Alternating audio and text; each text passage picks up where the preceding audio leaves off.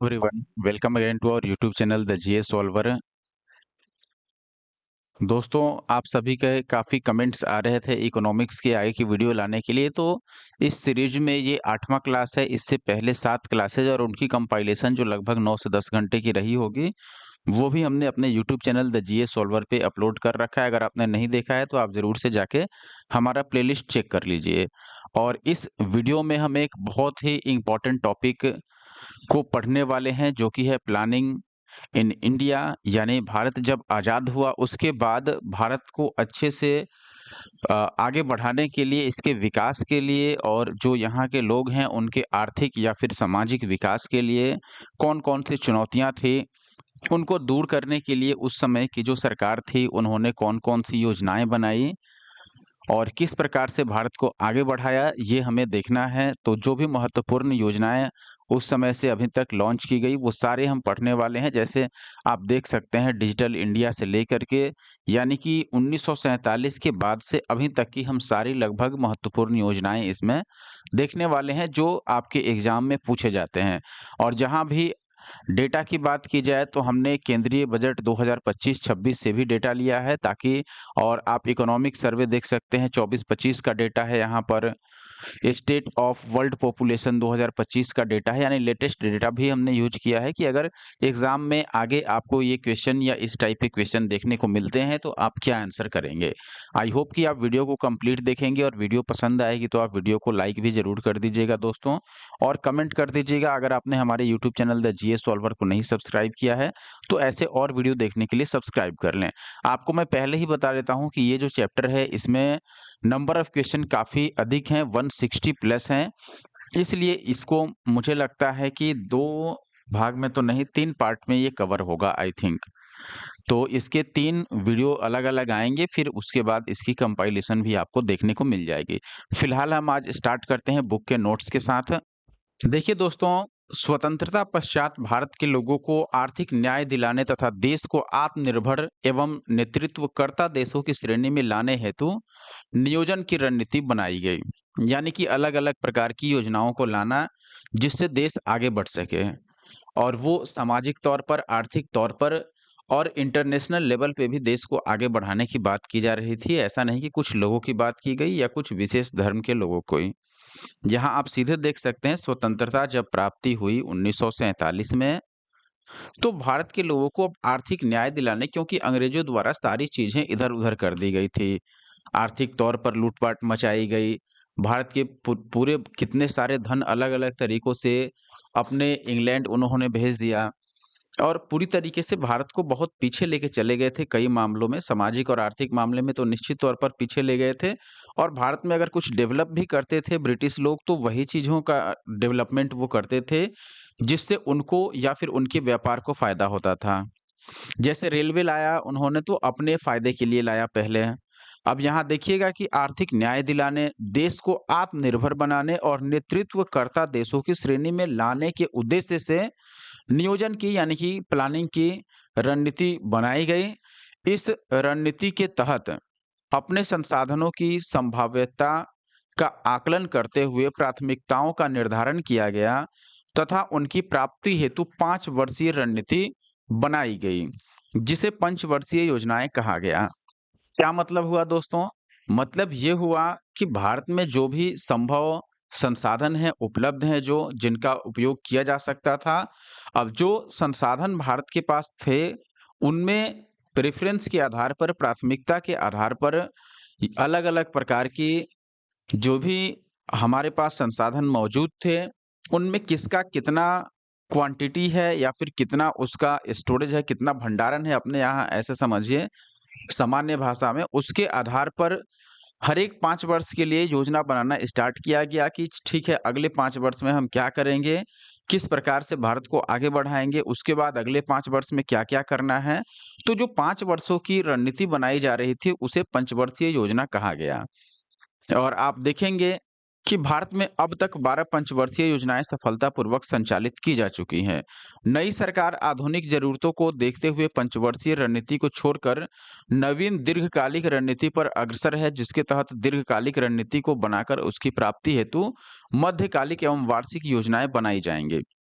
यानी कि अब तक 12 पंचवर्षीय योजनाएं सफलतापूर्वक भारत में संचालित की गई। उसके बाद से सरकार ने पंचवर्षीय रणनीति को छोड़ करके और नया दीर्घकालिक रणनीति अपनाया। दीर्घकालिक रणनीति का मतलब है कि 5 साल में का टारगेट नहीं, सीधे टारगेट करेंगे 10 साल, 20 साल के। हालाँकि थोड़ा कम समय वाला टारगेट रहता है, तो वो दिखता है कि सरकार ने क्या काम किया।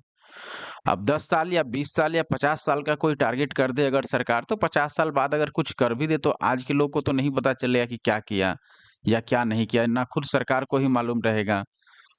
उस समय तक लोग रहेंगे नहीं, तो इसलिए हालाँकि चलिए सरकार ऐसा कर रही है तो अच्छी बात है। अब हम देखेंगे सबसे पहले उस समय जो आयोग बना वो योजना आयोग था, प्लानिंग कमीशन। आप देखिएगा यहाँ पर योजना आयोग का गठन नियोगी समिति की अनुशंसा पर 15 मार्च 1950 को मंत्रिमंडलीय प्रस्ताव के द्वारा किया गया था। यह एक गैर संवैधानिक संस्था थी जिसके अध्यक्ष प्रधानमंत्री होते थे। यह एक सलाहकारी निकाय थी। योजना आयोग के प्रथम अध्यक्ष उस समय के पहले प्रधानमंत्री पंडित जवाहरलाल नेहरू तथा पहले उपाध्यक्ष गुलजारी लाल नंदा थे। तो यहाँ पर याद क्या रखना है, योजना आयोग में आपको कौन सी समिति पर इसका गठन हुआ, नियोजन समिति की अनुशंसा पर गठन हुआ। कब गठन हुआ? 15 मार्च 1950 को। किस प्रकार की संस्था है? गैर संवैधानिक संस्था है। अध्यक्ष कौन होता है? प्रधानमंत्री। यह एक सलाहकारी निकाय है, सलाह दे सकती है, यानी कि ऐसा नहीं कि वो कोई नियम नहीं बना सकती है। पहले अध्यक्ष कौन बने? पंडित जवाहरलाल नेहरू। और पहले उपाध्यक्ष कौन बने यहाँ? गुलजारी लाल नंदा। तो इतनी चीजें हैं जो आपको याद रखनी है, वो मैंने मार्क भी कर दिया है, आई होप कि आप याद रखेंगे। अब बात करते हैं नीति आयोग की। आप देखिएगा दोस्तों, राष्ट्रीय भारत परिवर्तन संस्था यानी कि national institution for transforming India, जिसको नीति के नाम से जाना जाता है, तो नीति आयोग की स्थापना भी मंत्रिमंडलीय संकल्प द्वारा 1 जनवरी 2015 को की गई। नीति आयोग सहकारी संघवाद के सिद्धांत का परिपालन करते हुए भारत सरकार को नीतिगत मुद्दों पर सलाह देने हेतु एक थिंक टैंक है। थिंक टैंक यानी सोचने वाली, सलाह देने वाली। नीति आयोग को उसके पूर्ववर्ती संस्था योजना आयोग की तुलना में अधिक समावेशी, बाजारोन्मुख तथा दक्ष संस्था माना जा रहा है। यानी कि ये समझिए कि ये योजना आयोग का नया वर्जन है। योजना आयोग अगर आपसे ऐसे भी प्रश्न पूछा जाए कि योजना आयोग का नाम बदलकर क्या किया गया 2015 में, तो नीति आयोग किया गया। अब इसमें याद क्या रखना है, एक तो नीति का फुल फॉर्म पूछा जाता है, तो national institution for transforming India यानी कि राष्ट्रीय भारत परिवर्तन संस्था। इसकी स्थापना कब होती है? 1 जनवरी 2015 को। और नीति आयोग थिंक टैंक पर काम करता है, यानी कि एक प्रकार का यह थिंक टैंक हुआ। और पूर्ववर्ती संस्था इसकी कौन सी है, यानी कि पहले कौन सी संस्था थी जिसके बदले में इसे लाया गया? योजना आयोग। और चूंकि योजना आयोग में अध्यक्ष प्रधानमंत्री होते थे, तो यहाँ भी अध्यक्ष प्रधानमंत्री ही होते हैं। अब नीति आयोग के उद्देश्य देखिए, नीति आयोग का क्या-क्या उद्देश्य है? आप देखिएगा, राष्ट्रीय उद्देश्यों को दृष्टि में रखते हुए राज्यों की सक्रिय भागीदारी के साथ राष्ट्रीय विकास प्राथमिकताओं, क्षेत्रों और रणनीतियों का एक साझा दृष्टिकोण विकसित करना। मतलब क्या हुआ दोस्तों? मतलब हुआ कि सबसे पहले तो ये देखना कि राष्ट्रीय उद्देश्य क्या है, यानी नेशनल लेवल पर क्या चीज़ का ज़रूरत है सबसे अधिक। उसके बाद जिसकी ज़रूरत है, उसमें राज्यों की कितनी भागीदारी है, राज्य कितने एक्टिव है उसको करने के लिए। फिर राष्ट्रीय विकास का प्राथमिकता सेट करना, यानी कि नेशनल डेवलपमेंट में सबसे पहले कौन-सा डेवलपमेंट किया जाना चाहिए, कौन से क्षेत्र से वो संबंधित है, फिर उसके लिए रणनीति बनाना और ये रणनीति सरकार को प्रस्तुत करना। ये इसका पहला उद्देश्य है, यानी कि सरकार को किस क्षेत्र में कितना डेवलपमेंट करना चाहिए या कौन-सा क्षेत्र पीछे जा रहा है, कौन-सा क्षेत्र नीचे छूट जा रहा है, किसको आगे बढ़ाने की ज़रूरत है, ये सारी चीज़ें नीति आयोग द्वारा सलाह के रूप में दी जाती हैं। जैसे गरीबी रेखा से नीचे रहने वाले या फिर कई प्रकार के इंडेक्स भी ये जारी करती है। आप देखिएगा यहाँ पर संरचनात्मक सहयोग पहल के माध्यम से सहयोगात्मक संघवाद को बढ़ावा देना। इसके अलावा ग्राम स्तर पर विश्वसनीय योजना तैयार करने हेतु तंत्र विकसित करना और इसे सरकार के उच्चतर स्तर तक पहुंचाना। आर्थिक रणनीति एवं नीति में राष्ट्रीय सुरक्षा के हितों के सम्मिलन को सुनिश्चित करना। और फिर समाज के उन वर्गों पर विशेष ध्यान देना जिन तक आर्थिक प्रगति से समुचित रूप से लाभान्वित न हो पाने का जोखिम हो। यानी कि समाज का वह वर्ग जिसके पास जो आर्थिक लाभ हो या फिर कोई योजना हो जो उनके लिए बनाया गया हो, वो आसानी से उनके पास तक नहीं पहुंच पा रहा है। तो इन सभी चीजों को हाईलाइट करना और सरकार को उससे अवगत कराना। रणनीतिक और दीर्घावधिक नीति तथा कार्यक्रमों का ढांचा तैयार करना, पहल करना एवं उनकी प्रगति और क्षमता की निगरानी करना। ये सारे प्रमुख उद्देश्य हैं किसके? नीति आयोग के। आगे देखिएगा दोस्तों, महत्वपूर्ण हितधारकों तथा समान विचारधारा वाले राष्ट्रीय और अंतर्राष्ट्रीय थिंक टैंकों के साथ-साथ शैक्षिक एवं नीति अनुसंधान संस्थानों के बीच परामर्श और भागीदारी को प्रोत्साहन करना, राष्ट्रीय और अंतर्राष्ट्रीय विशेषज्ञों, पेशेवरों तथा अन्य साझेदारों के सहयोग के माध्यम से ज्ञान, नवाचार, उद्यमशीलता समर्थक प्रणाली का विकास करना, विकास के एजेंडे में गति लाने के क्रम में अंतर क्षेत्रीय और अंतर विभागीय मुद्दों के समाधान हेतु मंच प्रदान करना, कार्यक्रमों और नीतियों के क्रियान्वयन हेतु प्रौद्योगिकी उन्नयन और क्षमता निर्माण पर जोर देना और साथ ही साथ अत्याधुनिक संसाधन केंद्र बनाना, जो सुशासन तथा सतत एवं न्याय संगत विकास की सर्वश्रेष्ठ प्रणाली पर अनुसंधान करे तथा हितधारकों तक उसका प्रसार करे। तो ये भी एक प्रमुख उद्देश्य है, आवश्यक संसाधनों की पहचान करना और उसके साथ-साथ कार्यक्रमों और पहलों के कार्यान्वयन का सक्रिय मूल्यांकन एवं निगरानी करना। राष्ट्रीय विकास एजेंडा और उपर्युक्त उद्देश्यों की पूर्ति के लिए अन्य आवश्यक गतिविधियों को संपादित करना। अब इसके बाद नीति आयोग के गठन के बारे में भी बात करेंगे। नीति आयोग का गठन किस प्रकार किया गया, ये देखते हैं अब हम। अभी तक हमने नीति आयोग क्या है और उसके उद्देश्य क्या है ये देखा। अब नीति आयोग का गठन, इससे संबंधित हम महत्वपूर्ण चीजों को पढ़ेंगे। देखिए, 1 जनवरी 2015 के संकल्प तथा 16 फरवरी 2015 के संशोधन द्वारा नीति आयोग का गठन की व्यवस्था इस प्रकार है। आप देखिएगा, सबसे पहले तो भारत के प्रधानमंत्री इसके अध्यक्ष होंगे। इसके शासी परिषद में सभी राज्यों एवं विधानमंडलों से युक्त संघ राज्य क्षेत्रों के मुख्यमंत्री तथा अन्य संघ राज्य क्षेत्रों के उपराज्यपाल होंगे। यानी कि देखिएगा, इसमें जो प्रशासन करने वाला लोग होगा उसमें सभी राज्यों और विधानमंडलों से युक्त संघ राज्य क्षेत्रों के मुख्यमंत्री तथा अन्य संघ राज्य क्षेत्रों के उपराज्यपाल जो होते हैं वो भी इसमें शामिल होंगे। विशिष्ट मुद्दों और ऐसे आकस्मिक मामले जिनका संबंध एक से अधिक राज्य या क्षेत्र से हो को देखने के लिए क्षेत्रीय परिषदों का गठन किया जाएगा। ये विशिष्ट कार्यकाल के लिए गठित होंगी। उस क्षेत्र के सभी राज्यों के मुख्यमंत्री तथा केंद्र शासित प्रदेश के उपराज्यपाल इसके सदस्य होंगे। नीति आयोग के अध्यक्ष या उनके नामित प्रतिनिधि इसके अध्यक्ष होंगे। कहने का मतलब क्या है कि अगर कोई विशेष मुद्दा है या कोई अचानक ऐसा मामला आ गया जिसका संबंध एक से अधिक राज्य से है या एक से अधिक क्षेत्र से हो, तो उसको देखने के लिए क्षेत्रीय परिषद का गठन किया जा सकता है। जैसे मान लो कोविड-19 आया तो ये कई राज्यों में फैला एक ही बार या पूरे देश में फैल गया। मान लो 5 राज्यों में फैला, 5 राज्यों के लिए ये एक विशेष मुद्दा हो गया। तो अब 5 राज्यों के लिए कोई क्षेत्रीय परिषद बनाया जाए, तो पाँचों राज्यों के आप देखेंगे उस सभी क्षेत्र के या राज्यों के मुख्यमंत्री, और अगर उसमें कोई केंद्र शासित प्रदेश आता है तो उसके उपराज्यपाल उस क्षेत्रीय परिषद के सदस्य होंगे जिसका गठन किया जाएगा नीति आयोग द्वारा। और उसके अध्यक्ष कौन होंगे? अध्यक्ष नीति आयोग के अध्यक्ष यानी प्रधानमंत्री या फिर उनके द्वारा नामित कोई और व्यक्ति इसके अध्यक्ष हो सकते हैं। आयोग में प्रधानमंत्री द्वारा संबंधित क्षेत्र का ज्ञान रखने वाले दक्ष विशेषज्ञ और कार्यरत व्यक्ति विशेष आमंत्रित सदस्य के रूप में नामित किए जाएंगे। पूर्णकालिक संगठनात्मक ढांचे में अध्यक्ष यानी प्रधानमंत्री के अलावा और भी लोग इसमें उपलब्ध होते हैं, जिनमें उपाध्यक्ष होते हैं जो प्रधानमंत्री द्वारा ही नियुक्त किए जाते हैं। पूर्णकालिक सदस्य होते हैं, फिर अंशकालिक सदस्य होते हैं। अंशकालिक सदस्य में देखिएगा, अग्रणी विश्वविद्यालयों, शोध संस्थानों तथा अन्य संबद्ध संस्थानों से अधिकतम 2 पदेन अध्यक्ष चुने जाएंगे। अंशकालिक सदस्यों की नियुक्ति चक्रीय आधार पर होगी।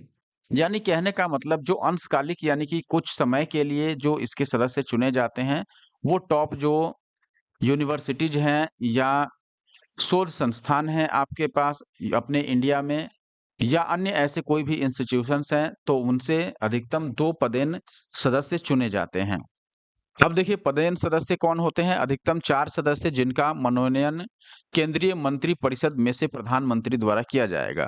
मुख्य कार्यकारी अधिकारी इसमें यानी कि चीफ एग्जीक्यूटिव ऑफिसर भारत सरकार के सचिव स्तर से अधिकारी जिसकी नियुक्ति एक निश्चित कार्यकाल के लिए प्रधानमंत्री द्वारा की जाएगी और आवश्यकता अनुसार सचिवालय भी। अब देखिए यहाँ पर अधिकांश चीज़ें जो हैं वो प्रधानमंत्री द्वारा की जाती हैं इसमें। तो अगर आपको याद नहीं रहे और कुछ भी प्रश्न पूछा जाए कि इसकी नियुक्ति या उसकी नियुक्ति किसके द्वारा किया जाता है, तो आप सीधे प्रधानमंत्री ऑप्शन में दिखता है तो लगा दीजिए। अब वर्तमान में नीति आयोग की संरचना किस प्रकार है? आप देखिएगा अध्यक्ष कौन है? श्री नरेंद्र मोदी प्रधानमंत्री। उपाध्यक्ष कौन है? श्री सुमन के बेरी। फिर अगर सीईओ की हम बात करें तो श्री बीवीआर सुब्रमण्यम, ये 25 फरवरी 2023 से अभी तक वर्तमान समय तक यानी कि अक्टूबर नहीं अब तो नवंबर आ गया है, तो आप देखेंगे नवंबर 2025 की हम बात कर रहे हैं, अभी भी सीईओ यही है श्री बीवीआर सुब्रमण्यम, याद रखना है। और इसमें अच्छा एक सवाल अब आपके लिए मैं पूछना चाहता हूं, जैसे यहाँ पर अध्यक्ष जो हैं नीति आयोग के श्री नरेंद्र मोदी जी हैं, वैसे ही आपको बताना है भारत का जो संघ लोक सेवा आयोग है यानी यूपीएससी, इसके चेयरमैन कौन हैं अभी? ये कमेंट बॉक्स में आप जरूर मुझे बताइएगा। अब इसमें पूर्णकालिक सदस्य देखिएगा तो डॉक्टर वी के सारस्वत हैं, प्रोफेसर रमेश चंद्र हैं, प्रोफेसर वी के पॉल हैं और डॉक्टर अरविंद वीरमानी हैं। ये पूर्णकालिक सदस्य हैं। और अब हम बात करते हैं राष्ट्रीय विकास परिषद की। दोस्तों, योजना निर्माण में राज्यों की भूमिका को सुनिश्चित करने हेतु 6 अगस्त 1952 को राष्ट्रीय विकास परिषद का गठन किया गया था। यह भी संविधानेतर निकाय है। इसके अध्यक्ष प्रधानमंत्री होते हैं। राष्ट्रीय विकास परिषद की संरचना किस प्रकार है आप देख सकते हैं। इसमें अध्यक्ष प्रधानमंत्री होते हैं और सदस्य 3 होते हैं, जिसमें पहला तो आप देखिएगा सभी राज्यों के मुख्यमंत्री एवं केंद्र शासित प्रदेशों के उपराज्यपाल या मुख्यमंत्री इसके सदस्य होते हैं। योजना आयोग के सभी सदस्य भी इसके सदस्य होते हैं। योजना आयोग की जगह पर आप अब नीति आयोग समझ सकते हैं और केंद्रीय मंत्री परिषद के जो भी लोग होते हैं वो भी इसमें सदस्य होते हैं। काम क्या है?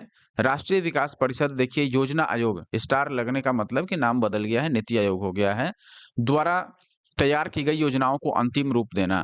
यानी जो भी योजना आयोग या नीति आयोग आपका योजना तैयार करती है उसको अंतिम रूप देना यानी फाइनलाइज करना, ये इसका काम है। राष्ट्रीय योजनाओं के संचालन का मूल्यांकन करना कि राष्ट्रीय योजना जो है, जैसे राष्ट्रीय स्तर पर कोई भी योजना लाया गया, मान लो डिजिटल इंडिया का योजना है या आत्मनिर्भर भारत बनाने का योजना है, तो उन सभी योजनाओं का क्रियान्वयन या संचालन किस प्रकार हो रहा है उनका मूल्यांकन करना इसका एक प्रमुख कार्य है। राष्ट्रीय विकास को प्रभावित करने वाली जो नीतियां हैं उनकी समीक्षा करना। वर्तमान में योजना आयोग की जगह नीति आयोग ने ले ली है, तो इसीलिए स्टार यहाँ पर लगाया गया है। भारतीय संविधान में नियोजन। अब देखिए भारतीय संविधान में नियोजन से संबंधित क्या चीजें हैं। भारत में नियोजन की प्रेरणा संविधान की प्रस्तावना तथा नीति निदेशक तत्वों जो अनुच्छेद 38, 39 और 46 में है इससे प्राप्त होती है। यानी भारत में नियोजन की जो प्रेरणा है वो संविधान की प्रस्तावना से भी प्राप्त होती है। इसके अलावा डीपीएसपी का जो अनुच्छेद 38, 39 और 46 है इससे भी प्राप्त होती है। प्रस्तावना में आर्थिक और सामाजिक न्याय की बात की गई है। अगर आपने प्रस्तावना पढ़ा होगा तो आपको जरूर याद होगा। अब देखिएगा आर्थिक एवं सामाजिक नियोजन का उल्लेख 7वीं अनुसूची की समवर्ती सूची की प्रविष्टि 20 में मिलता है। ये भी याद रखना है। अब नोट्स इतना ही था दोस्तों, लेकिन नंबर ऑफ क्वेश्चन काफ़ी अधिक है। लेकिन अगर आपने यहाँ तक देखने के बाद अभी तक हमारे YouTube channel the GS solver को नहीं सब्सक्राइब किया तो आपसे रिक्वेस्ट है कि आप हमारे YouTube channel the GS solver को ज़रूर सब्सक्राइब कर लें। और इस वीडियो को अगर आपने लाइक नहीं किया है तो प्लीज़ लाइक कर दें और कमेंट कर दें। ठीक है, अब हम स्टार्ट करेंगे सीधे क्वेश्चन से। चलिए दोस्तों पहले क्वेश्चन से शुरू करते हैं। आप देखेंगे यहाँ पर पहला प्रश्न क्या दिया गया है, आर्थिक नियोजन एक विषय है किसका? ये राज्य सूची में विषय है या फिर संघ सूची में विषय है या समवर्ती सूची में या किसी भी सूची में इसको नहीं लिखा गया है। दोस्तों राज्य सूची जिस पर राज्य केवल विचार करता है वैसे विषय इसमें रहते हैं। संघ सूची जो संघ के अंतर्गत आते हैं। समवर्ती सूची जिस पर दोनों विचार कर सकते हैं और दोनों ही यानी राज्य और संघ यानी केंद्र सरकार और राज्य सरकार दोनों मिलकर जिस पर नियम बना सकते हैं या फिर जिस पर जो ऐसा विषय जो दोनों के लिए कॉमन हो। तो यहाँ पर आर्थिक नियोजन जो है दोस्तों इसको समवर्ती सूची में रखा गया है। तो समवर्ती सूची जो है ये 7वीं अनुसूची में आपको मिलेगा, तो ऑप्शन सी यहाँ पर सही उत्तर है। आप देखिएगा संविधान के 7वीं अनुसूची की समवर्ती सूची की प्रविष्टि संख्या 20 में आर्थिक एवं सामाजिक नियोजन का उल्लेख किया गया है। तो चाहे आर्थिक नियोजन हो या सामाजिक नियोजन हो, वो समवर्ती सूची का विषय है। अगला प्रश्न है दोस्तों, विकास अनुवीक्षण और मूल्यांकन कार्यालय जो दीर्घकालिक नीति का अनुवीक्षण करता है निम्नलिखित में से किस कार्यालय के अंतर्गत आता है? प्रधानमंत्री कार्यालय, गृह मंत्रालय, मंत्रिमंडल सचिवालय या फिर नीति आयोग। देखिए विकास का या किसी कार्य का या कोई योजना चला उसका मूल्यांकन करना, वो सही से सुचारू रूप से चल रहा है या नहीं, उससे क्या लाभ मिला जनता को या क्या नुकसान हो रहा है, उसको सही से कैसे इम्प्लीमेंट किया जाए, ये सब काम किसका है? नीति आयोग का है। ये हमने नोट्स में भी पढ़ा था। तो ऑप्शन डी इसका सही उत्तर है। भारत सरकार द्वारा विकास अनुवीक्षण और मूल्यांकन कार्यालय यानी कि डीएमईओ की स्थापना 18 सितंबर 2015 को पूर्ववर्ती कार्यक्रम मूल्यांकन कार्यालय यानी कि पीईओ और स्वतंत्र मूल्यांकन कार्यालय इट मीन्स आईईओ का विलय करके की गई थी। यह नीति आयोग का एक संबद्ध कार्यालय है जिसका उद्देश्य संगठन के अनुवीक्षण एवं मूल्यांकन अधिदेश को पूरा करना और भारत में अनुवीक्षण और मूल्यांकन परितंत्र का निर्माण करना है। ऑप्शन डी यहाँ पर सही उत्तर है दोस्तों। और विकास अनुवीक्षण मूल्यांकन ये सब मैंने बता ही दिया, ये किसका काम है? देखिए डेवलपमेंट अनुवीक्षण का मतलब मॉनिटरिंग निगरानी करना, ठीक है। मूल्यांकन इवैल्यूएशन ये सब किसका काम है? ऐसे तो ये इसके लिए सेपरेट कार्यालय भी है जिसको हम डीएमईओ बोलते हैं यानी कि डेवलपमेंट मॉनिटरिंग इवैल्यूएशन ऑफिस है, लेकिन यह नीति आयोग से संबंधित है इसीलिए नीति आयोग यहाँ सही उत्तर था। नेक्स्ट देखिएगा, विकास निगरानी और मूल्यांकन कार्यालय जिसकी हम बात कर रहे थे, डीएमईओ का गठन कब हुआ था? अभी हमने देखा दोस्तों इसका गठन पिछले क्वेश्चन में अगर आपने ध्यान दिया होगा, आप यहाँ देख सकते हैं इसका गठन जो हुआ है वो 18 सितंबर 2015 को हुआ है, ठीक है। कब हुआ दोस्तों? 18 सितंबर 2015 को।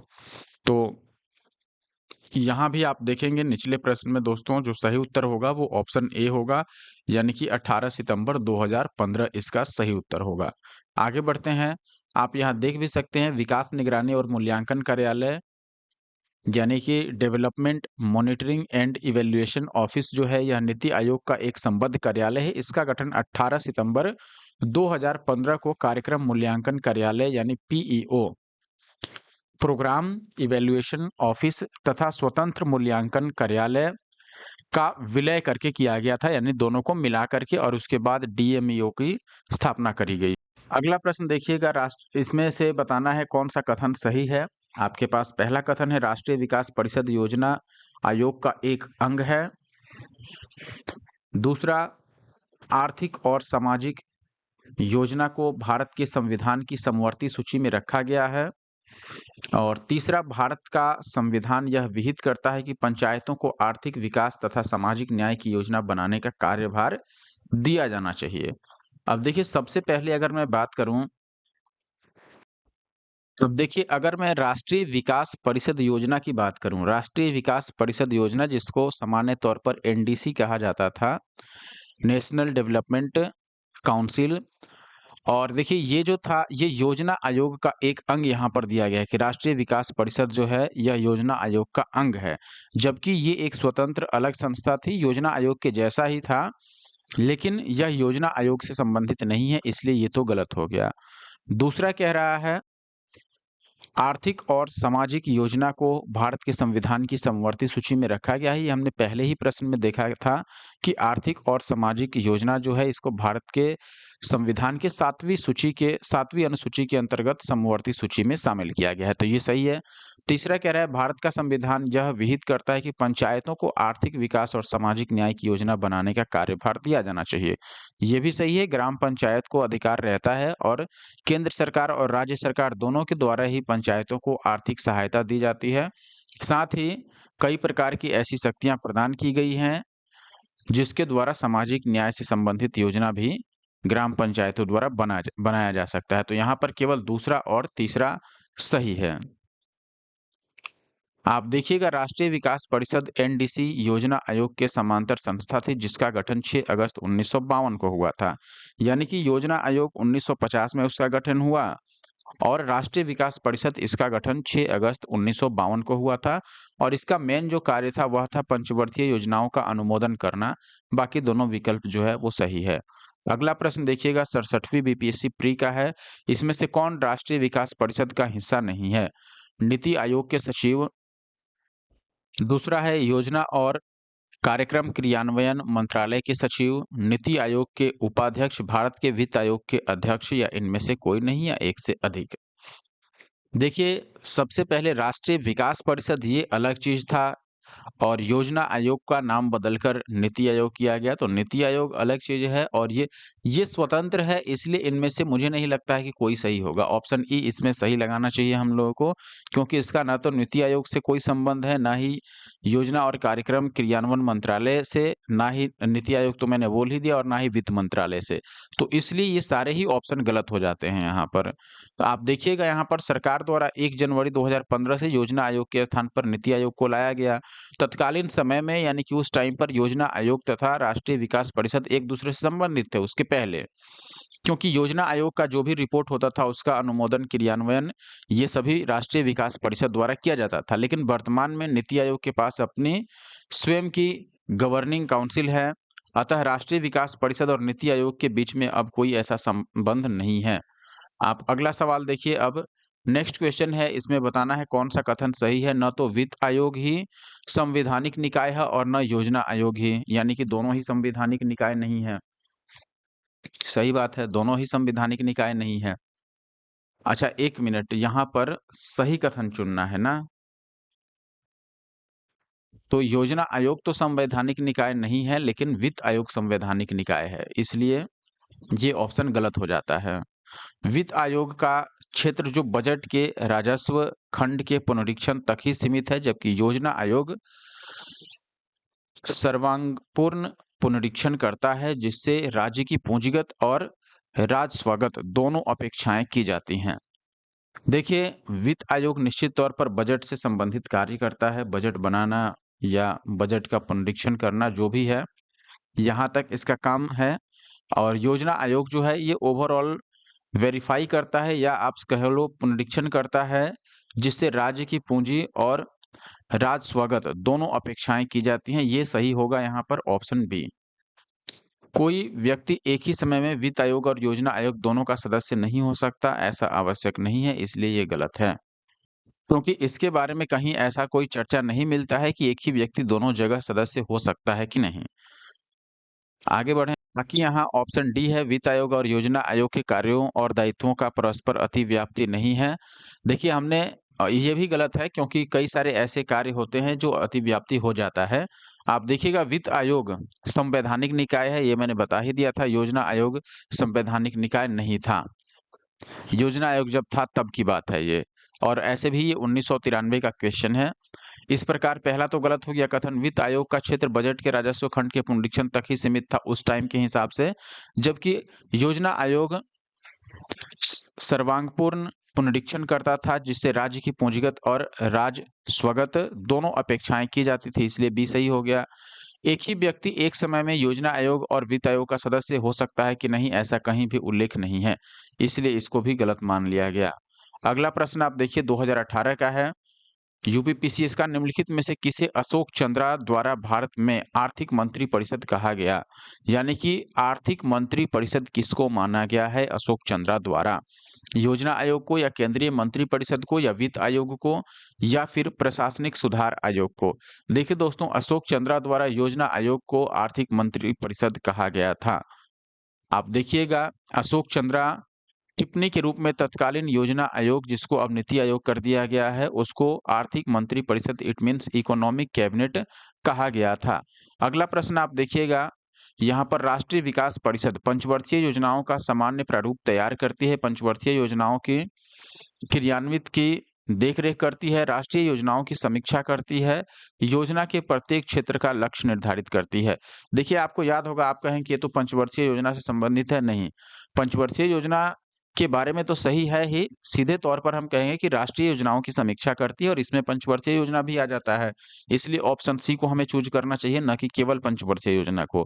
क्योंकि पंचवर्षीय योजना के अलावे और भी नेशनल लेवल पर जो भी कार्य होती थी उस समय, उसकी समीक्षा राष्ट्रीय विकास परिषद द्वारा किया जाता था। 6 अगस्त 1952 को राष्ट्रीय विकास परिषद, नेशनल डेवलपमेंट काउंसिल की स्थापना होती है। राष्ट्रीय विकास परिषद एक संविधानेतर निकाय है, जिसका अध्यक्ष कौन होता है? प्रधानमंत्री। ये अब तो नहीं रहा, क्योंकि 2014 के बाद जब नीति आयोग आया 2015 में, तो उसके बाद से ये समझो कि अब अकार्यरत है। फिर राष्ट्रीय विकास परिषद पंचवर्षीय योजनाओं को अंतिम रूप से अनुमोदित करती थी और राष्ट्रीय विकास को प्रभावित करने वाली सामाजिक या फिर आर्थिक नीतियों की समीक्षा भी यह आवश्यकता अनुसार करके अपने सुझाव उस पर देती थी, जिससे निर्धारित लक्ष्य को प्राप्त किया जा सके, यानी कि उसको किस प्रकार इम्प्लीमेंट करना चाहिए, ये सारी चीजें यह देखती थी। तो यहाँ पर सही उत्तर है ऑप्शन सी। याद रखिएगा, 6 अगस्त 1952 को इसका स्थापना हुआ था, अध्यक्ष प्रधानमंत्री होते थे और यह गैर संवैधानिक निकाय थी। आगे बढ़ें अब।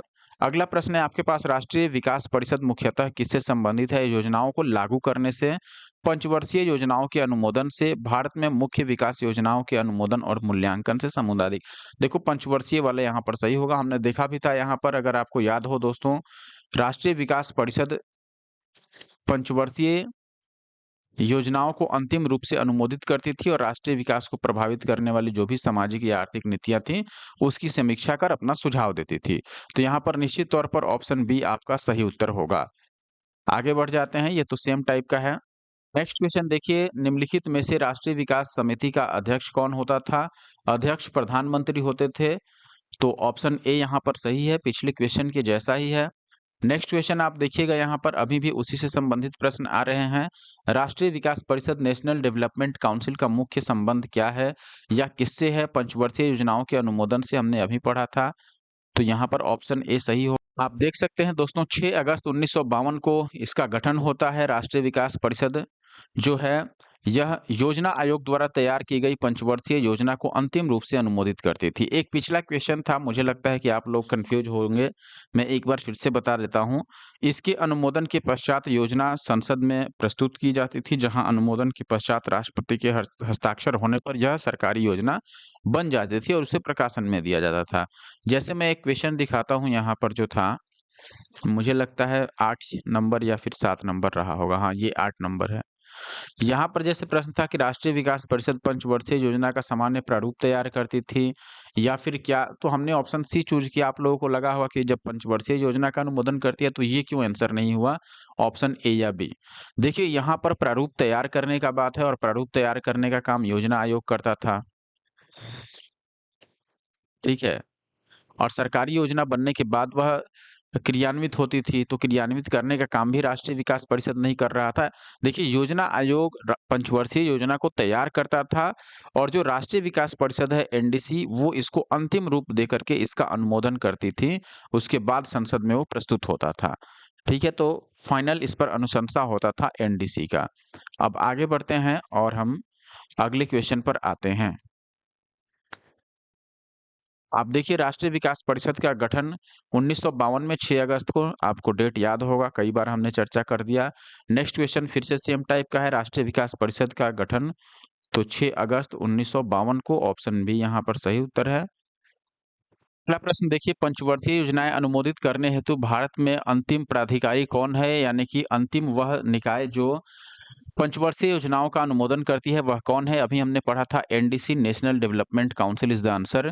नेक्स्ट क्वेश्चन है, भारत में योजना आयोग की स्थापना कब हुई? 1950 में हुई, ये तो आपने देख ही लिया है। और फिर से मैं बता देता हूं, यहाँ पर देखिएगा, केंद्रीय मंत्रिमंडल का के प्रस्ताव पर 15 मार्च 1950 को गठित योजना आयोग एक संविधानेतर परामर्शदात्री निकाय थी, यानी परामर्श देने वाला, संविधानेतर यानी कि गैर संवैधानिक। संविधान में इसका कोई उल्लेख नहीं है, लेकिन केंद्रीय मंत्रिमंडल के प्रस्ताव पर इसका गठन हुआ था। भारत के प्रधानमंत्री योजना आयोग के पदेन अध्यक्ष होते हैं। चूंकि इस आयोग में उपाध्यक्ष तथा सदस्यों का चयन राजनीतिक आधार पर किया जाता था, इसलिए इसे अर्ध राजनीतिक निकाय भी कहा जाता था। 1 जनवरी 2015 से योजना आयोग को समाप्त कर दिया गया और उसी स्थान पर उसी तारीख यानी 1 जनवरी 2015 से ही नीति आयोग का गठन किया गया। वर्तमान में इसके उपाध्यक्ष जो हैं वो श्री सुमन के बेरी हैं, ये 2025 में भी हैं। नीति का अर्थ याद रखिए, national institution for transforming India. आगे बढ़ें। ये कई बार पूछा गया है नीति का फुल फॉर्म, इसलिए याद रखना है आपको। भारत में योजना आयोग का सृजन किया गया संविधान के अंतर्गत, संसद के अधिनियम के अंतर्गत, मंत्रिमंडल के प्रस्ताव पर। अभी हमने देखा था कि केंद्रीय मंत्रिमंडल के प्रस्ताव पर 15 मार्च 1950 को इसका गठन किया गया था। अगला प्रश्न, भारत में योजना आयोग क्या है? संवैधानिक तो नहीं है, स्वायत्त संस्था भी नहीं है, एक सलाहकार के तौर पर है, गैर संवैधानिक और एक परामर्शदात्री हमने पढ़ा था, यानी सलाहकार, सलाह देने वाली संस्था। दोस्तों यहाँ तक अगर आपने वीडियो देख लिया और आप अभी तक हमारे YouTube channel the GS solver को नहीं सब्सक्राइब किया है तो प्लीज ऐसे और वीडियो देखने के लिए सब्सक्राइब कर लीजिए, और इस वीडियो को अगर आपने अभी तक लाइक नहीं किया है तो जरूर से लाइक कर दें। योजना आयोग क्या है? राजनीतिक निकाय है, गैर राजनीतिक निकाय है, अर्ध राजनीतिक हमने देखा था, अर्ध राजनीतिक निकाय है यह। क्यों अर्ध राजनीतिक निकाय? क्योंकि इसमें दोस्तों अध्यक्ष को अगर आप देखेंगे तो अध्यक्ष तो पीएम होते हैं, लेकिन अगर हम उपाध्यक्ष देखें या फिर बाकी के सदस्य देखें तो इनकी जो इसमें चयन होता था ये राजनीतिक आधार पर होता था। ठीक है, किस आधार पर? राजनीतिक आधार पर। इसीलिए इसको अर्ध राजनीतिक निकाय कहा गया है। आई होप कि मैं जो लिख रहा हूं आप समझ पा रहे होंगे। अगला प्रश्न आप देखिए, क्वेश्चन नंबर 19। यहाँ पर आपसे पूछा गया है नीति आयोग के विषय में कौन सा सही नहीं है? इसका गठन योजना आयोग के स्थान पर किया गया था, सही है। इसमें एक पूर्णकालिक अध्यक्ष होता है। देखिए सदस्य होता है, पूर्णकालिक अध्यक्ष नहीं, हमने पहले ही पढ़ा था। इसमें पूर्णकालिक सदस्य एक होता है लेकिन अध्यक्ष पूर्णकालिक नहीं होता है। इसका गठन जनवरी 2015 में किया गया था, बिल्कुल सही है। 1 जनवरी 2015 को किया गया था और यह सहकारी संघवाद के सिद्धांत पर भी आधारित है, इसलिए यह भी सही है। ये तो सही है ही। तो ऑप्शन बी यहाँ पर सही उत्तर हुआ। आप देखिएगा, नीति आयोग का पदेन अध्यक्ष प्रधानमंत्री होता है। नीति आयोग का गठन 1 जनवरी 2015 को योजना आयोग के स्थान पर किया गया था। यह सहकारी संघवाद के सिद्धांत पर आधारित है, क्योंकि अध्यक्ष, उपाध्यक्ष पूर्णकालिक सदस्यों तथा भारत के विभिन्न राज्यों, संघ राज्य क्षेत्रों के मुख्यमंत्रियों के साथ साथ संघ राज्य क्षेत्र के उपराज्यपाल को मिलाकर इसका गठन किया जाता है। केंद्र द्वारा आयोग की सिफारिश पर राज्यों को सहायता अनुदान प्राप्त किया जाता है। यहाँ एक चीज देखिएगा कि पूर्णकालिक सदस्यों के बारे में लिखा गया है, यानी कि इसमें सदस्य पूर्णकालिक हो सकते हैं, न कि अध्यक्ष या फिर उपाध्यक्ष। तो आगे बढ़ें अब। नेक्स्ट क्वेश्चन लेटेस्ट है, उत्तराखंड पीसीएस प्री का क्वेश्चन है। आप देख सकते हैं, निम्नलिखित में कौन नीति आयोग की शासी परिषद के भाग नहीं है? सभी राज्यों के मुख्यमंत्री, अभी हमने देखा था यहाँ पर कि सभी राज्यों के मुख्यमंत्री, और अगर केंद्र शासित प्रदेश है तो उसके उपराज्यपाल भी इसमें शामिल होते हैं सदस्य के रूप में। दिल्ली और पुडुचेरी के मुख्यमंत्री, देखिए चूंकि यहाँ पर मुख्यमंत्री होते हैं दिल्ली में, इसलिए ये भी सही है सभी राज्यों के। और अगर संघ राज्य क्षेत्र कोई है जहां मुख्यमंत्री होते हैं तो मुख्यमंत्री सदस्य रहेंगे। अगर मुख्यमंत्री नहीं होते हैं तो वहां के जो उपराज्यपाल होते हैं वो इसके सदस्य रहते हैं। और राज्यों के राज्यपाल नहीं इसके सदस्य होते हैं। ठीक है, राज्यों में मुख्यमंत्री सदस्य होते हैं। अंडमान निकोबार द्वीपों के लेफ्टिनेंट गवर्नर, अब वहां चूंकि मुख्यमंत्री के बदले में लेफ्टिनेंट गवर्नर होते हैं, सो दैट वही इसके सदस्य माने जाएंगे। तो ऑप्शन डी भी सही है। सी यहाँ गलत हो गया। आप देखिएगा, भारत का प्रधानमंत्री नीति आयोग का अध्यक्ष होता है। इसकी शासी परिषद में प्रधानमंत्री सहित सभी राज्यों और विधान मंडल वाले केंद्र शासित प्रदेशों के मुख्यमंत्री तथा केंद्र शासित प्रदेशों के लेफ्टिनेंट गवर्नर यानी उपराज्यपाल पदेन सदस्य, नीति आयोग के उपाध्यक्ष एवं पूर्णकालिक सदस्य तथा विशेष आमंत्रित सदस्य इसमें शामिल होते हैं। अगला सवाल, नीति आयोग कब अस्तित्व में आया? 1 जनवरी 2015 को इसका गठन हुआ था, इसलिए इसी समय अस्तित्व में आया। अगला सवाल देखिए, उस समय यूपीएससी प्री का ये क्वेश्चन है, भारत सरकार के नीति आयोग की स्थापना निम्नलिखित में से किसके स्थान पर की गई? योजना आयोग के स्थान पर की गई। तो ऑप्शन डी सही उत्तर है, योजना आयोग के स्थान पर नई संस्था नीति आयोग का गठन कब किया गया? 15 मार्च बोल रहा हूँ, 1 जनवरी 2015 को। 15 मार्च 1950 को किसका गठन हुआ था? योजना आयोग का, प्लानिंग कमीशन का, और इस दिन हुआ नीति आयोग का। आप देखिएगा यहाँ पर केंद्रीय मंत्रिमंडल के एक संकल्प के माध्यम से योजना आयोग के स्थान पर नीति आयोग का गठन 1 जनवरी 2015 को किया गया। यह भारत सरकार का प्रमुख नीतिगत थिंक टैंक है जो दिशात्मक एवं नीतिगत इनपुट प्रदान करता है। नीति का फुल फॉर्म भी याद रखना है, national institution for transforming India, अर्थात राष्ट्रीय भारत परिवर्तन संस्थान। क्वेश्चन देखिएगा, छत्तीसगढ़ पीसीएस प्री 2014 का है। योजना आयोग के स्थान पर नीति आयोग का गठन कब हुआ? तो ये 1 जनवरी 2015 को हुआ था। अब आप ये मत सोचिएगा 2014 का प्रश्न है तो 15 का क्वेश्चन कैसे पूछ लिया, क्योंकि इस समय वैकेंसी आई होगी, एग्जाम हुआ होगा 2015 में। प्रश्न देखिए दोस्तों, भारत सरकार ने नीति आयोग, जो आर्थिक नीति निर्धारण का चिंतन समूह यानी कि थिंक टैंक है, में नीति का पूरा स्वरूप क्या है? यानी कि नीति का फुल फॉर्म 64वीं बीपीएससी का क्वेश्चन है 2018 का। नेशनल इंटरनल बिल्कुल नहीं, national institution for transforming India ये सही है, तो ऑप्शन बी सही होगा। मैंने बता ही दिया आपको, 2-3 बार बताया इससे पहले। इसका गठन जो हुआ था वह केंद्रीय मंत्रिमंडल के संकल्प के माध्यम से 1 जनवरी 2015 को हुआ था। यह भारत का प्रमुख नीतिगत थिंक टैंक है जो दिशात्मक और नीतिगत इनपुट प्रदान करता है। नीति का पूर्ण स्वरूप है national institution for transforming India, अर्थात राष्ट्रीय भारत परिवर्तन संस्थान। नीति आयोग के प्रथम उपाध्यक्ष अरविंद पनगढ़िया थे। वर्तमान में अरविंद पनगढ़िया जो हैं ये 16वें वित्त आयोग के अध्यक्ष हैं। आगे बढ़ें। अच्छा, अभी अगर आप याद हो आपको तो आप इस प्रश्न का उत्तर दीजिए कि नीति आयोग के वर्तमान में उपाध्यक्ष कौन हैं? उपाध्यक्ष कौन है ये आपको बताना है। हालांकि ये मैंने इसी क्वेश्चन में बता दिया है। आप देखिएगा, निम्नलिखित में से कौन भारत में सतत विकास लक्ष्यों के कार्यान्वयन के लिए नोडल संस्था है? नीति आयोग है। आप देखिएगा, भारत में सतत विकास लक्ष्यों जो 2030 तक का एजेंडा है उसके समन्वय और कार्यान्वयन हेतु नोडल संस्था नीति आयोग ही निर्धारित की गई है। अगला सवाल जो कि कई बार पूछा गया है, नीति आयोग के पहले उपाध्यक्ष अभी हमने देखा अरविंद पनगढ़िया, जो वर्तमान में 16वें वित्त आयोग के अध्यक्ष हैं।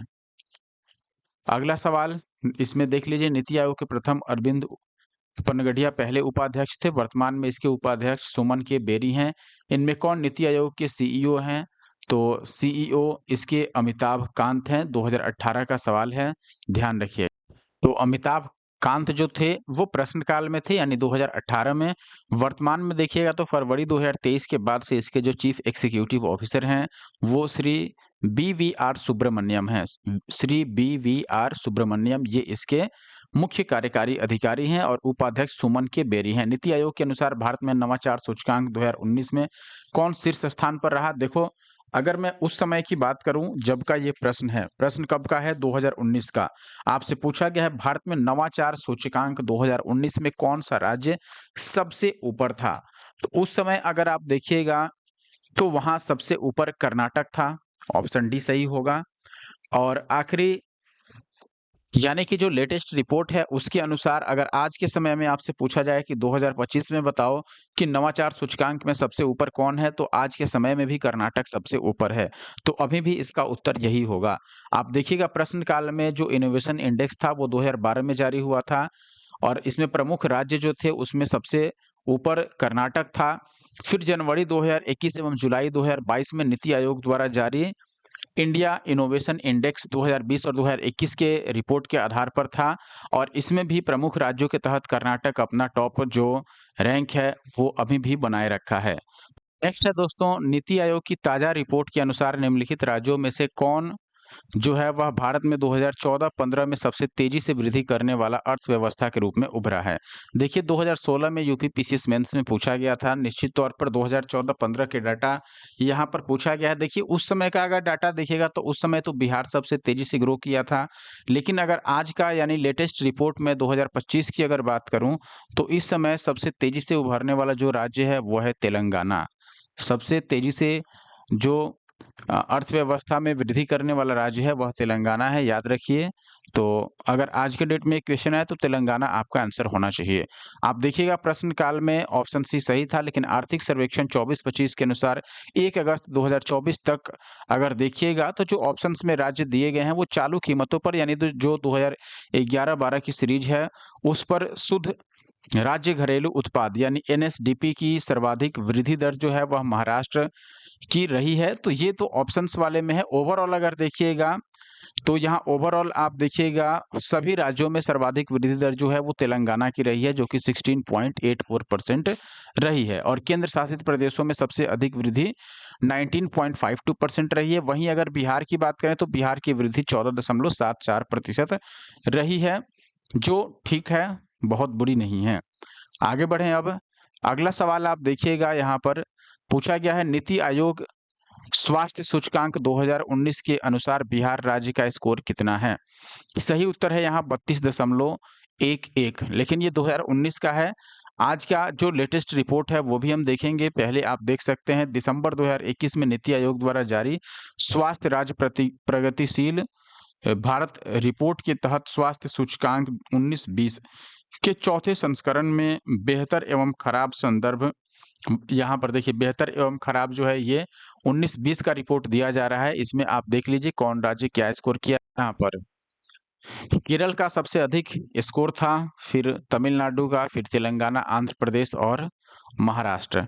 और सबसे खराब में देखिएगा तो यूपी, बिहार, मध्य प्रदेश, राजस्थान, उत्तराखंड, ये सभी सबसे खराब स्कोर करने वाले में है। अब अगर हम लेटेस्ट देखें, जनवरी 2025 में नीति आयोग द्वारा जारी वित्तीय स्वास्थ्य सूचकांक 2025 फिस्कल हेल्थ इंडेक्स 2025 में बिहार 27.8 का स्कोर किया है, जबकि पहले यह 31 का स्कोर करके खराब स्कोर दिया गया था इसको। आज के डेट पर और कम कर दिया है, 27.8 और खराब हो गया। 13वें स्थान पर है। बताइए परफॉर्मर क्षेत्र में परफॉर्मर क्या होता है, फ्रंट रनर क्या होता है, ये सब हमने पहले पढ़ा है। अगर आपने इकोनॉमिक्स की मेरी जो 10 घंटे वाली वीडियो है वो नहीं देखी है तो जरूर देख लीजिए।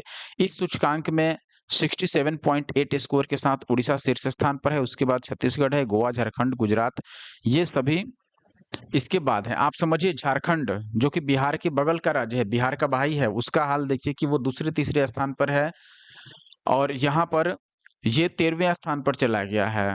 तो ये जो पांचों राज्य हैं जिसकी अभी हम बात कर रहे थे, जिसमें उड़ीसा है, छत्तीसगढ़, गोवा, झारखंड और गुजरात, ये अचीवर श्रेणी में शामिल हैं, क्योंकि इन्होंने अपना लक्ष्य अचीव कर लिया है। यूपी 7वें स्थान पर है, मध्य प्रदेश 9वें स्थान के साथ फ्रंट रनर यानी अचीवर की तरफ बढ़ रहे हैं, और इसका तो समझिए कि ये परफॉर्मर में है, यानी कि खराब आप समझिए इसको।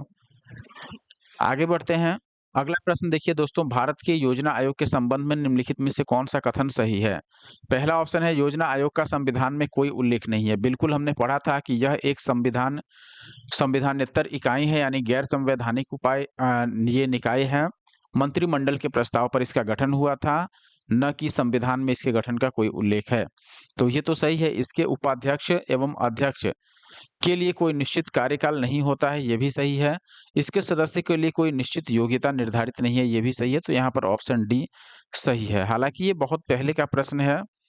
आप देखिएगा मंत्रिमंडल के प्रस्ताव पर ये गठित हुआ था, इसलिए संविधानेतर इकाई हो गया, यानी कि ये नॉन कॉन्स्टिट्यूशनल बॉडी हुआ, जिसके उपाध्यक्ष और सदस्यों की संख्या कार्यकाल सरकार की इच्छा पर निर्धारित होता है, यानी कि न तो कार्यकाल निर्धारित है, ना ही कौन सदस्य बनेगा ये निर्धारित है। ये जो भी सत्ता में सरकार रहेगी वो अपनी इच्छा अनुसार कर सकेगी। इसके सदस्यों के लिए किसी भी विशिष्ट योग्यता का भी उल्लेख नहीं है। अगला प्रश्न आप देखिएगा, भारत में इनमें से कौन सा योजना आयोग का उपाध्यक्ष नहीं रहा है? डॉक्टर मनमोहन सिंह बिल्कुल रहे हैं, प्रणब मुखर्जी भी रहे हैं, पी चिदम्बरम नहीं रहे हैं, बाकी मोंटेक एस अहलुवालिया ये भी रहे हैं। तो ऑप्शन डी भी इसमें सही हो रहा है। तो जो गलत पूछा जा रहा है उसमें ऑप्शन सी सही होगा। पर पी चिदम्बरम योजना आयोग के उपाध्यक्ष नहीं रहे हैं। बाकी मनमोहन सिंह आप देखिएगा तो ये 1985 से 87 तक, प्रणब मुखर्जी 91 से 96 तक, और मोंटेक जो थे ये 2004 से 2014 तक योजना आयोग के उपाध्यक्ष रहे हैं। निम्न में से कौन योजना आयोग का अध्यक्ष है? तो योजना आयोग का अध्यक्ष कौन होता है? प्रधानमंत्री। इसमें देख लीजिए कि कौन प्रधानमंत्री रहे हैं। खुसरो नहीं रहे हैं, साल्वे नहीं रहे हैं और अहलुवालिया भी नहीं रहे हैं, तो इनमें से कोई भी सही नहीं है। आप देखिएगा, भारत में योजना आयोग का पदेन जो अध्यक्ष होता है वह प्रधानमंत्री होता था। वर्तमान में योजना आयोग को समाप्त कर 1 जनवरी 2015 से नीति आयोग का गठन कर दिया गया है। योजना आयोग की तरह ही नीति आयोग का अध्यक्ष भी प्रधानमंत्री होता है और अभी नीति आयोग के जो उपाध्यक्ष हैं वो सुमन के बेरी हैं। योजना आयोग का पदेन अध्यक्ष होता है प्रधानमंत्री, ये हमने देख ही लिया है, तो ऑप्शन बी जो है वो सही उत्तर है। अगला प्रश्न है दोस्तों, निम्नलिखित में से कौन भारत में योजना से संबद्ध है? वित्त आयोग, राष्ट्रीय विकास परिषद, संघीय ग्रामीण विकास मंत्रालय, संघीय शहरी विकास मंत्रालय और संसद। देखिए, इसमें वित्त आयोग तो निश्चित तौर पर योजना से उसका कोई लेना देना नहीं है, बजट से लेना देना होता है। राष्ट्रीय विकास परिषद योजना का अनुमोदन करता है, कई बार जैसे पंचवर्षीय योजनाओं का अंतिम रूप देना, उसका अनुमोदन करना। संघीय ग्रामीण विकास मंत्रालय भी योजनाओं से नहीं संबंधित है, ना ही शहरी विकास मंत्रालय। संसद तो निश्चित तौर पर सभी से जुड़ा रहता है, इसलिए दूसरा और पांचवा यानी कि ऑप्शन सी इसका सही उत्तर होगा दोस्तों। आप देखिएगा यहाँ पर भारत में पंचवर्षीय योजना का प्रारूप योजना आयोग द्वारा तैयार कर केंद्रीय मंत्रिमंडल के सम्मुख प्रस्तुत किया जाता था। मंत्रिमंडल की मंजूरी के बाद उसे स्वीकृति हेतु राष्ट्रीय विकास परिषद एनडीसी के पास भेजा जाता था। अंत में संसद की अनुमति मिलने के पश्चात ही इसे आधिकारिक योजना के रूप में भारत के राजपत्र में प्रकाशित कर दिया जाता था। अगला प्रश्न, इंडिया विजन 2020 किसके द्वारा तैयार किया गया है? एसपी गुप्ता समिति, पंत समिति, मल्होत्रा समिति या नरसिम्हा समिति? दोस्तों, जून 2020 में इंडिया विजन 2020 पर एक समिति गठित किया गया था जिसका नाम था एसपी गुप्ता समिति। तो इंडिया विजन 2020 किस समिति के द्वारा लाया गया? एसपी गुप्ता समिति, ऑप्शन ए जो है वो सही उत्तर है। योजना आयोग ने जून 2020 में इंडिया विजन 2020 पर एक समिति गठित की थी जिसके अध्यक्ष योजना आयोग के अध्यक्ष डॉक्टर एसपी गुप्ता थे और इन्हीं के नाम पर उसका नाम एसपी गुप्ता समिति रखा गया। प्रश्न देखिए दोस्तों, नियोजन पूर्वापेक्षित समझा गया। ऑप्शन है आपके पास स्टेटमेंट है संतुलित सामाजिक आर्थिक विकास के लिए, या विकास के लाभ समरूप में विस्तृत करने के लिए, या आंचलिक विषमताओं को दूर करने पर ध्यान केंद्रित करने के लिए, या उपलब्ध संसाधनों का उपयोग को अधिकतम बनाने के लिए। देखिए, नियोजन पूर्वापेक्षित यानी पहले से अपेक्षित समझा गया। क्यों? संतुलित सामाजिक आर्थिक विकास के लिए सभी जो समाज है, समाज में जितने भी वर्ग हैं सभी का संतुलित विकास हो सके, आर्थिक विकास भी संभव है संतुलित रूप से। तो इसलिए पहला तो निश्चित तौर पर सही होगा, विकास के लाभ को समरूप में विस्तृत करने के लिए, यानी कि सभी में बराबर-बराबर विकास का जो लाभ हो, ऐसा नहीं है कि किसी वर्ग को ज़्यादा मिल जाए, किसी वर्ग को कम मिल जाए, ऐसा नहीं। सभी वर्गों को समान रूप से उसका लाभ मिले। आंचलिक विषमताओं को दूर करने पर ध्यान केंद्रित करना निश्चित तौर पर सही है और जो संसाधन है उनका अधिकतम उपयोग किया जाना, ये भी सही है। तो चारों सही होने के कारण ऑप्शन डी को हम चूज़ कर रहे हैं। बाकी आप यहाँ देख सकते हैं, किसी राष्ट्र में नियोजन निम्न उद्देश्यों की पूर्ति करने के लिए अपनाया जाता है। जो नियोजन यानी कि योजना वगैरह लाया जाता है, उसका क्या मुख्य उद्देश्य रहता है? संतुलित सामाजिक आर्थिक विकास, फिर विकास के लाभ समरूप में विस्तृत करना यानी सभी में समान रूप से विस्तृत करना विकास को, या उसका जो लाभ प्राप्त हो उसको, आंचलिक विषमताओं को दूर करने पर ध्यान केंद्रित करना और उपलब्ध संसाधनों का अधिकतम उपयोगी बनाना। अगला प्रश्न क्या है? 1993 यूपीएससी का क्वेश्चन है, आदेशात्मक और निर्देशात्मक योजना में आधारभूत अंतर क्या है? एक तो आदेश द्वारा और दूसरा निर्देश द्वारा जो योजना लागू हो। देखिए, आदेशात्मक योजना में आदेष्टा यानी आदेश देने वाला सोपान बाजार तंत्र का स्थान पूरी तरह से ले लेता है, जबकि निर्देशात्मक योजना में उसे बाजार प्रणाली के कार्यकरण को सुधारने का केवल एक साधन माना जाता है। दूसरा है, निर्देशात्मक योजना में किसी भी उद्योग के राष्ट्रीयकरण की कोई आवश्यकता नहीं होती है। आदेशात्मक योजना में सभी आर्थिक क्रियाकलाप लोक क्षेत्र के हाथ में होते हैं, जबकि निर्देशात्मक नहीं, ये भी गलत है फिर तो। ये कह रहा है कि निर्देशात्मक योजना में वे निजी क्षेत्र के हाथ में होता है, नहीं। निर्देशात्मक योजना में लक्ष्यों की सिद्धि से सरलता होती है। यहाँ ऑप्शन से ए जो है वो सही है निश्चित तौर पर। अगर आप सामान्य अंतर भी देखेंगे दोस्तों, तो आदेशात्मक का मतलब क्या हुआ? जो सरकार के आदेश पर चलता हो, यानी सरकार के कमांड पर। अब सरकार जब खुद ही आदेश देती है किसी योजना को लेकर के, तो उसमें सभी चीजें लगभग सरकार के नियंत्रण में रहती हैं। और निर्देशात्मक का मतलब सरकार बस दिशा निर्देश देगी कि इस तरह से करना है, ऐसे करना है। सरकार प्रत्यक्ष रूप से उसमें काम नहीं करती है या किसी चीज को अपने हाथ में नहीं लेती है। तो निश्चित तौर पर आदेशात्मक योजना में आदेष्टा सोपान यानी जो अथॉरिटी होता है वह बाजार तंत्र का स्थान पूरी तरह से ले लेगा। ठीक है, बाज़ार तंत्र से उसको कोई लेना-देना नहीं है क्योंकि वही खुद आदेश करता है, जबकि निर्देशात्मक योजना में उसे बाज़ार प्रणाली के कार्यान्वयन को सुधारने के लिए एक साधन माना जा सकता है। निश्चित तौर पर ऑप्शन ए यहाँ पर सही है। ये यहाँ पर आदेशात्मक योजना में जहाँ सरकारी तंत्र अर्थव्यवस्था के विनियामक एवं मुख्य विकास एजेंट की भूमिका निभाता है, क्योंकि सरकार का ही आदेश रहता है। वहीं जो निर्देशात्मक योजना में होता है, उसमें सरकारी तंत्र अर्थव्यवस्था में सहयोगी की भूमिका निभाता है, दिशा निर्देश देता है, प्रत्यक्ष रूप से यह कोई काम नहीं करता है। भारत में 1991 के पहले आदेशात्मक योजना लागू थी, जबकि 1991 के बाद से निर्देशात्मक योजना लागू है। वर्तमान में भारत की योजनाओं में सार्वजनिक व्यय हेतु अधिकतम साधन कहाँ से जुटाए जाते हैं? देखिए, आपसे यही पूछा जा रहा है कि जो सार्वजनिक व्यय होता है भारत की योजनाओं पर, उसमें अधिकतम साधन जो है वो कहाँ से प्राप्त होता है? वर्तमान प्राप्तियों से या विदेशों से या सार्वजनिक उद्योगों से या ऋण से या फिर घाटे से? देखिएगा दोस्तों, वर्तमान की स्थिति ये है, हालाँकि ये 2013 का क्वेश्चन है, उस समय भी यही था, ज़्यादातर सरकार लोन ले लेती थी, यानी कि ऋण उठा लेती थी, तो ऑप्शन डी इसका सही उत्तर होगा। आप देखेंगे भारत की योजनाओं के सार्वजनिक व्यय हेतु अधिकतम साधन ऋण से जुटाए जाते हैं। ऋणों के अंतर्गत बाजार ऋण, अल्पावधि ऋण, विदेश सहायता, लघु बचतों की एवज में जारी प्रतिभूतियां एवं राज्य भविष्य निधियां आदि आते हैं, और ये आज के डेट में भी इसका यही आंसर होगा, ऋण से ही।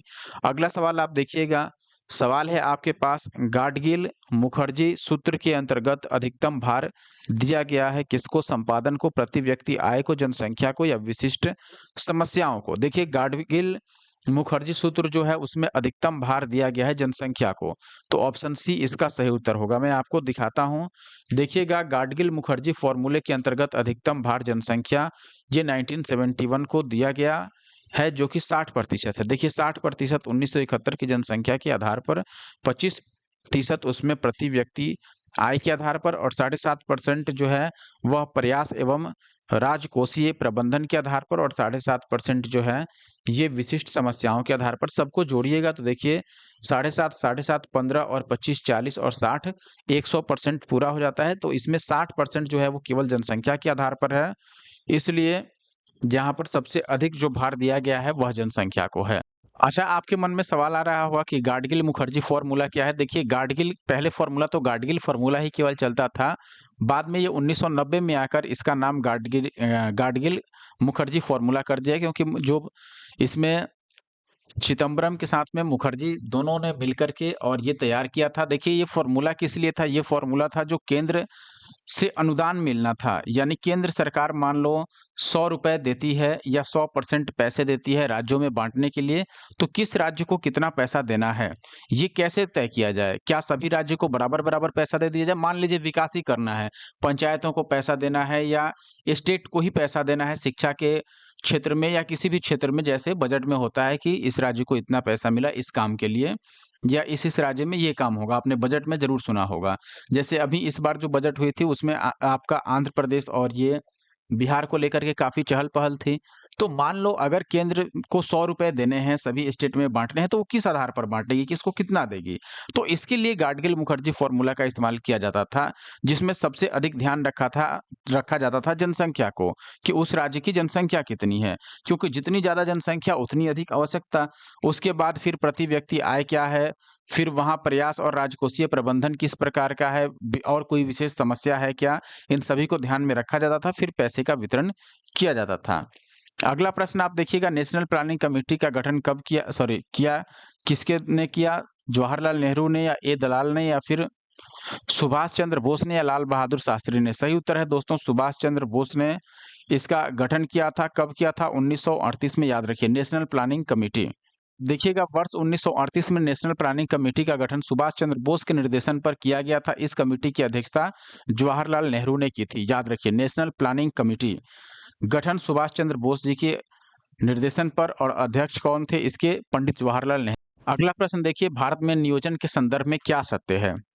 राष्ट्रीय पुनर्निर्माण एवं सामाजिक नियोजन का प्रस्ताव कांग्रेस वर्किंग कमेटी ने अगस्त 1937 में वर्धा बैठक में स्वीकृत किया था। हरिपुरा, अच्छा ये तो सही है, दूसरा देखते हैं। हरिपुरा के अपने अध्यक्षीय भाषण में सुभाष चंद्र बोस ने योजना आयोग के माध्यम से राष्ट्र राज्य व्यापक नीतियों को स्वीकार करेगा ऐसी घोषणा की थी। सही है। मोदी सरकार ने योजना आयोग का नाम बदलकर नीति आयोग किया, ये भी सही है, आपने पढ़ा ही था। 1 जनवरी 2015 को ये चेंज किया गया। और अगला है, सुभाष चंद्र बोस ने 1938 में जवाहरलाल नेहरू की अध्यक्षता में राष्ट्रीय योजना समिति का निर्माण करने की घोषणा की थी। ये हमने पिछले क्वेश्चन में पढ़ा था, ये भी सही है। तो यहाँ सारे ही सही है, तो ऑप्शन सी को हम चूज कर लेंगे, सभी सत्य। आगे बढ़ें।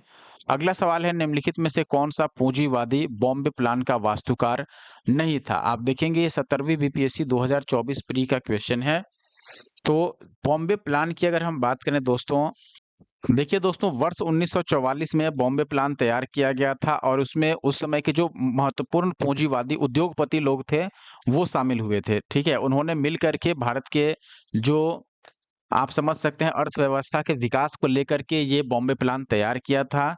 और निश्चित तौर पर उस समय उसमें धीरूभाई अंबानी शामिल नहीं थे, क्योंकि ये उस टाइम में कोई बड़े उद्योगपति नहीं थे। बाकी जे.आर.डी. टाटा, जी.डी. बिरला, श्रीराम, ये सभी उसके प्रमुख सदस्य थे। और भी कई लोग थे ऐसे। आप देखिएगा, भारत की स्वतंत्रता के पश्चात अर्थव्यवस्था के विकास हेतु 1944 में ही देश के उस समय के जो प्रमुख 8 उद्योगपति थे, उनके द्वारा ये योजना लाया गया था, बॉम्बे प्लान जिसका नाम रखा गया। इस योजना पर हस्ताक्षर करने वाले उद्योगपति में जे.आर.डी. टाटा, घनश्याम दास बिरला यानी जी.डी. बिरला, फिर अर्देशी दलाल, लाला श्रीराम, कस्तूरभाई लालभाई अर्देशिर, दारा बसा श्राफ, पुरुषोत्तम दास ठाकुरदास और जॉन मथाई, ये सभी शामिल थे। धीरूभाई अंबानी उसमें शामिल नहीं थे। अगला प्रश्न आप देखिएगा दोस्तों, 1944 में गांधीवादी योजना को प्रतिपादित किसने किया था? एन.आर. सरकार ने, कस्तूरी भाई लाल ने, या फिर जयप्रकाश नारायण ने, या श्रीमन नारायण अग्रवाल ने? देखिए दोस्तों, 1944 में गांधीवादी योजना के प्रतिपादक श्री मन नारायण अग्रवाल थे, तो ऑप्शन डी सही होगा। 1944 में प्रसिद्ध गांधीवादी अर्थशास्त्री श्रीमन नारायण अग्रवाल द्वारा भारत के आर्थिक नियोजन हेतु एक योजना प्रस्तुत की गई, जिसे गांधीवादी योजना के नाम से जाना गया। इस योजना द्वारा स्वावलंबी गांवों के साथ साथ विकेंद्रीकृत आर्थिक संरचना की स्थापना हेतु संकल्पना की गई थी। अब इसमें याद क्या-क्या रखना है? एक तो आपको याद रखना होगा कि 1944 में, रुको यार, देखिए 1944 में प्रसिद्ध गांधीवादी अर्थशास्त्री कौन थे? श्रीमन नारायण अग्रवाल। क्योंकि गांधी जी का जिस तरह से मानना था उसी आधार पर इन्होंने अपना नियम दिया था या फिर योजना प्रस्तुत किया था, और इनका जो योजना था उसको गांधीवादी योजना माना गया। और इस योजना में स्वावलंबी गांवों यानी जो सेल्फ सफिशिएंट थे, जो आत्मनिर्भर गांव रहना चाहते थे कि बाहर से कुछ कम ही सामान खरीदना पड़े, बाकी सारी चीजें हम गांव में ही बना लें या उगा लें, आत्मनिर्भर गांव ऐसे समझ लीजिए आप। उसके साथ साथ इन्होंने कहा था कि विकेंद्रीकृत आर्थिक संरचना होनी चाहिए, यानी कि केवल केंद्र के सरकार में ही केंद्र सरकार के हाथों में ही पूरी शक्ति नहीं देनी चाहिए।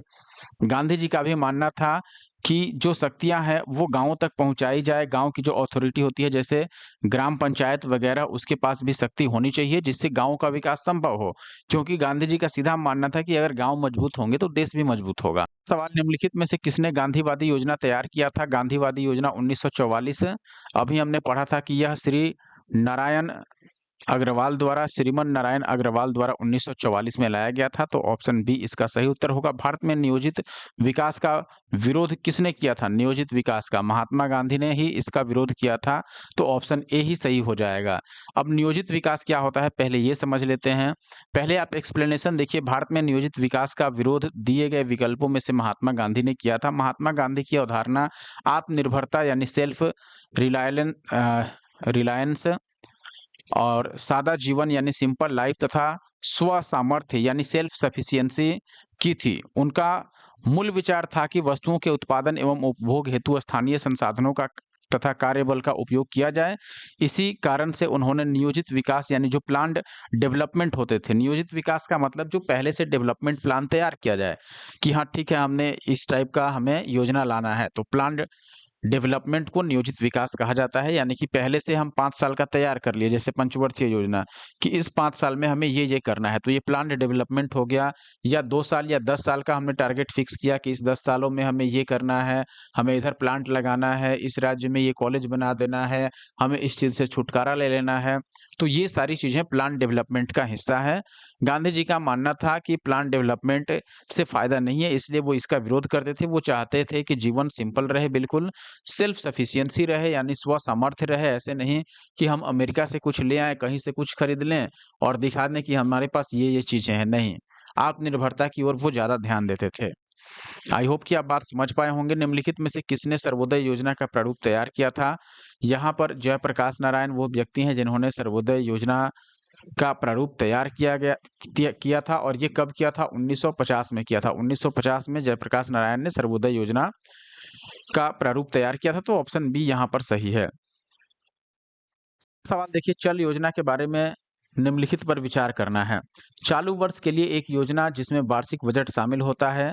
एक योजना 2, 3, 4 या 5 वर्षों के लिए निर्धारित होती है। यह अर्थव्यवस्था की आवश्यकता के अनुसार प्रति वर्ष संशोधित होती है। 10, 15 अथवा 20 वर्षों के लिए एक सापेक्ष योजना है। देखिए दोस्तों, चल योजना जो होता है जिसको हम रोलिंग प्लान बोलते हैं, रोलिंग प्लान क्या होता है?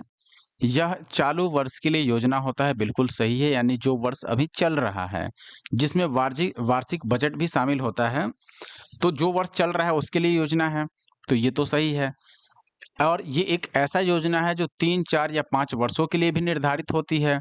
यानी कि देखिए, ये 3, 4, 5 वर्षों के लिए भी निर्धारित होती है, लेकिन ध्यान रखिए यह चूँकि रोलिंग प्लान है, इसलिए प्रत्येक वर्ष के अंत में इसका समीक्षा करके उसमें आवश्यक परिवर्तन किए जाते हैं। यह अर्थव्यवस्था की आवश्यकता अनुसार प्रतिवर्ष संशोधित होती है, बिल्कुल। आपको मैंने बोला ही कि भले ही ये 3, 4, 5 वर्षों के लिए निर्धारित हो, लेकिन हर एक वर्ष के अंत में इसमें कुछ आवश्यकता अनुसार परिवर्तन किए जाते हैं। 10, 15 अथवा 20 वर्षों के सापेक्ष में यह योजना है, यह भी सही है।